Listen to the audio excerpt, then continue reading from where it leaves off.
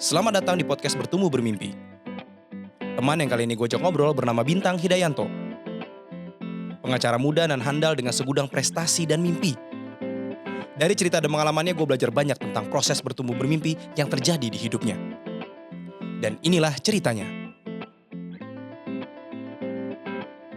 Men, lu di usia 34, lu berhasil membangun empire lu sekarang nih. Kita berada di ruang meeting yang luar biasa, view-nya. Wish, gedung-gedung tingkat tinggi semua di sini. Terus juga lu masuk ke dalam 100 pengacara terbaik. Sekarang lu juga bekerja di staf khusus kepresidenan bareng sama Mas Dias Hendro Priyono. Iya, benar. Berarti juga ada urusan lu bekerja untuk negara juga. Iya. Karir lu pengacara, punya law firm sendiri, sekarang punya tim sendiri. Saya ingin membuktikan dari kata-kata yang ada di artikel ini. Beradaptasi jadi bagian kunci kesuksesan. Seberadaptasi apa lo hingga karir lu bisa sampai sekarang? Menurut gua adaptasi itu yang menentukan suatu effort ya kerja lo. Ini kerja keras bego ya, atau kerja keras pinter. Gimana tuh? Mungkin banyak orang bilang lu kalau mau sukses harus kerja keras. Benar, Itu benar. benar, Itu benar. Tapi kalau misalnya lu orangnya nggak bisa beradaptasi sama masalah, nggak bisa melihat peluang, dan lu kacamata kuda aja, kerja keras aja, kemungkinan besar lu juga gak akan kemana-mana. Banyak banget orang yang kerja keras, tapi mungkin nggak mencapai di titik dimana mayoritas orang menganggap dia sukses. Tapi kerja keras, setengah Benar. mati. Benar. Iya kan? Ada yang kayak gitu. Banyak. Dan banyak. Banyak. Dan kita jadi masuk kadang ke dalam perangkap bahwa lo harus kerja keras untuk mencapai sesuatu. Itu benar. Cuman kalau misalnya lo nggak bisa beradaptasi dengan apa yang lo sebenarnya mau capai, dan lo cuman kacamata kuda aja gitu aja terus, ya lo akan gitu-gitu aja terus. Adaptasi di sini maksudnya gue adalah lo harus bisa tahu kapan dan gimana caranya lo kerja keras, tapi hasilnya itu membuahkan atau semakin mendekatkan diri lo ke tujuan yang lo mau capai. Itu kan butuh kemampuan untuk lo melihat keadaan. Yang gue lakuin ini ada hasilnya nggak? Gue pernah baca definisi insanity, kegilaan. Itu adalah kalau lo melakukan hal yang sama terus-terusan, tapi lo mengharapkan hasil yang berbeda setiap kali. Oke. Ya kan? Gue dari pagi jam 9 masuk kantor, pulang jam 9 malam, setiap hari Setiap kayak hari. begitu. Senin sampai Jumat. Senin sampai Jumat, lo melakukan hal yang sama terus-terusan, tapi ekspektasi lo berubah setiap hari, setiap saat. Mungkin harapannya gue today akan seperti ini, besok akan seperti itu. Itu definisi insanity, dan menurut gue itu adalah saat dimana lo melakukan yang namanya kerja keras doang. Mungkin bisa jadi bagi banyak orang itu suatu hal yang bisa diterima juga. Tapi bagi gue enggak. Gue punya goal, gue punya tujuan, gue kerja keras. Di tengah jalan kalau gue ngerasa, wah gila, nih gue gak kemana-mana nih. Gue harus bisa beradaptasi. Oke. Gue harus bisa menyesuaikan dengan effort gue. Waktu lu kan terbatas, men. Benar. Lu cuma bisa melek sehari berapa jam sih? 24 jam Nggak mungkin. susah mati. Udah kepotong paling nggak 6 sampai 8 jam buat tidur. Iya kan, kamar mandi buat Kamar apa segala mandi, macam iya, ya kan. iya. 10 jam lah kepotong. Belum di jalan kalau lagi mau ke kantor. Nah, kalau sekarang udah mulai macet. Udah mulai macet. Ya kan? Jadi lu harus strategis sama waktu lu. Gimana caranya lu berpikir strategis itu dan lu menjadi adaptif terhadap apa yang lu lakukan supaya yang lu lakuin ini hasilnya maksimal, menghasilkan hasil maksimal untuk mendekatkan lu ke mimpi lu, apa tujuan lu. Oke. Lu tadi bilang ada momen yang ketika kita bekerja keras begitu aja dengan harapan one day kita akan sukses. And then lu sadar kalau anjir gue gak kemana-mana men. Kerja keras gue gak kemana-mana. Titik di mana ketika lu sadar itu dan akhirnya lu mau memilih untuk gue harus beradaptasi. Dalam hidup gue banyak sih. Cuman kalau mau pakai contoh law firm, mungkin dari awal gitu ya. Pas kenapa waktu itu gue sama partner gue Boni, kita memutuskan untuk bikin law firm. Karena waktu itu ya sama, kita ada di posisi yang kerja keras terus-terus. Kita sama-sama tapi secara individualis ya, nggak ngobrolan semua main. Ya kerja aja dia udah Ya, kerja lu deh. gue. Iya, punya visi, punya ide, punya cita-cita. Setelah berapa tahun kayak begini terus kok kayaknya nggak kemana-mana nih. Akhirnya ada suatu kesempatan di mana akhirnya kita bisa ngobrol dan sadar bahwa oh kita tujuannya sama nih. Tapi yang kita lakukan sekarang ini berarti kayak kebo dicocok aja gitu. Ya udah lu jalan aja. Ini kerja keras lu ya udah begini aja dengan harapan someday hasilnya akan berbeda. Akan berbeda. Iya kan? Benar. Karena modalnya kerja keras. Modalnya kerja keras. Karena selalu orang yang bilang gitu. Kalau lu kerja keras pasti nanti akan ada hasilnya. Iya, pasti ada hasilnya kan? Pasti ada hasilnya. Ada hasilnya. Ada hasilnya. Cuman mungkin bukan hasil yang lo mau juga.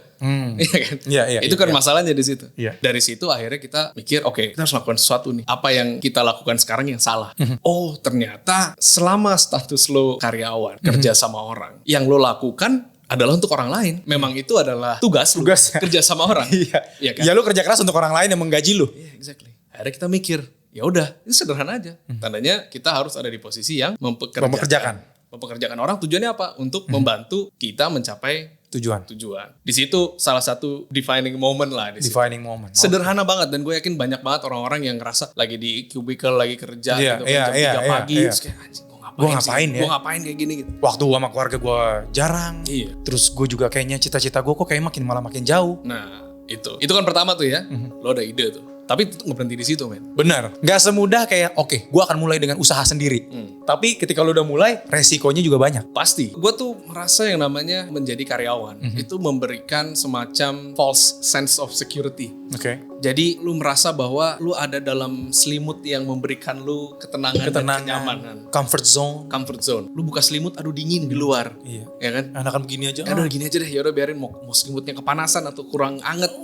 Udah gue udah Mager. itu keluar dari selimut itu berat banget. Walaupun lu lagi tidur lu mimpi, gue pengen keluar dari selimut ini. Iya. Cuman keluarnya itu yang berat. Nah dari situ kemampuan untuk adaptasi itu sebenarnya itu juga. Gimana caranya lu memaksa diri lu untuk melakukan sesuatu yang mungkin lu sendiri nggak nyaman dengan itu. Dan gak yakin biasanya. Dan lu pasti nggak yakin. Siapa yang bisa jamin? Gak ada yang jamin. Gak ada yang bisa jamin. Cuman karena kebutuhan, keadaan yang memaksa dan lain-lain, akhirnya lu memaksakan diri lu untuk ngambil keputusan yang nggak nyaman buat lu. Tapi lu perlu lakukan itu untuk survive. Ketika lo memutuskan, oke kita usaha sendiri deh. Gue gak mau kerja lagi sama orang. Gue mau kerja sendiri dan gue pengennya mempekerjakan orang. Pada perjalanannya itu kan pasti levelnya sudah gak di level lu yang masih ada di selimut dan lu menjadi karyawan. Yeah. Itu ada di level yang berbeda. Yeah. Proses adaptasinya pasti akan jauh lebih sulit. Yeah. Bagaimana lu handle itu? Pada saat lu udah keluar dari selimut, lu langsung ke-expose sama elemen-elemen yang lu nggak tahu bahkan ada sebelumnya. Lu akan ke-expose sama stres-stres, sama pusing-pusing dan kekhawatiran. Anxiety yang lu bahkan tadinya nggak tahu itu ada. Ternyata ada. Iya, Gitu iya. kan. Gue nggak yakin orang ada yang pernah siap ngadapin ini. Kemampuan lu untuk kemudian meyakinkan diri lu sendiri bahwa lu bisa. Tapi at the same time lu juga harus strategis ya. Jadi double nih pada saat lu udah keluar, lu ke-expose sama elemen, lu harus berani, harus punya konsistensi, harus bisa push diri lu sendiri. Tapi at the same time lu juga harus tahu, lu nge-pushnya ke arah yang benar. Yaitu kemampuan lu untuk tahu, lu nih lagi kerja keras apa kerja pintar. Hasilnya mendekatkan lu ke mimpi lu nggak. Jadi lu pada saat lu buka selimut lu terpapar dengan elemen-elemen. Oke, lu merasa berat bebannya, tapi lu nggak akan kepikiran balik lagi ke selimut. Karena lu udah mikir, oke ini udah jalan gua udah jalanin ini, I have no fear, dan gua akan lanjutin karena gua nggak mungkin gagal.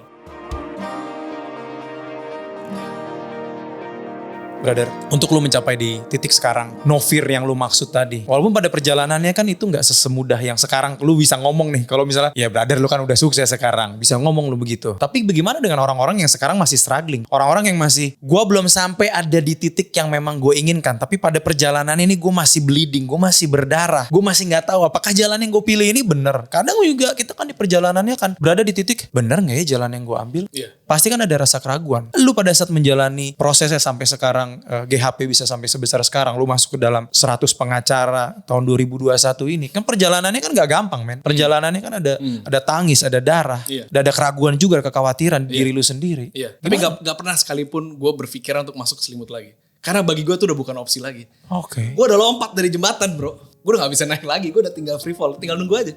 Gimana caranya kemudian di saat lo dihadapi masalah, lo gak mundur. Tapi lo berpikir cara gimana lo untuk survive. Gimana cara lu untuk survive? Selain adaptasi yang itu, bentuk konkret nyatanya deh. Jadi mungkin konteks juga pada saat gue bikin law firm ini, gak ada duit. Oke. Anak kedua gue baru lahir. Wow. Nah, itu kurang masalah apa lagi, ya kan? Nah, Anak kedua lagi. kedua, iya kan? Anak kedua. Kalau anak pertama ya udahlah masih, ya udahlah. Ya udah. Walaupun gak gampang gitu, cuman anak kedua ini kan tadi double. Double. Ya, akhirnya ngumpulin gue sama Boni, kekumpulan 15 juta. Oke. Jadi yang lo lihat semua ini, Modalnya 15 juta tadinya. oh, Wah, oke. tapi dengan keterbatasan itu, di kepala lo tuh udah gak ada lagi pikiran, wah anjing gue mesti balik lagi nih kayaknya cari kerjaan lagi. Atau gue balik nih karena udah gak ada tuh di kepala gue kayak gitu. Karena lo udah paling bottom nih, lo udah di posisi paling bawah, gak mungkin nyungsep lagi. Yang satu cara lo ke atas. Jadi lo akan terus mikir gimana caranya gue untuk survive. Unsur luck juga besar ya, unsur luck, unsur timing itu hal yang udah di luar kuasa kita lah. Gitu. Lu ada di posisi yang lu harus bertahan hidup gimana caranya. Apapun, coba deh bisnis law firm. Bisnis tuh bisnis yang menurut gue sangat aneh. Karena tanpa itu manusia nggak mati. Itu Bener. bisnis tersier lah gitu. Iya, bukan kayak gue sekarang lagi merintis bisnis F&B gue gitu misalnya. Makanan, orang pasti makan. Exactly, orang makan, ya kan? Kalau lawyer, kadang-kadang ibu butuh enggak, ya kan?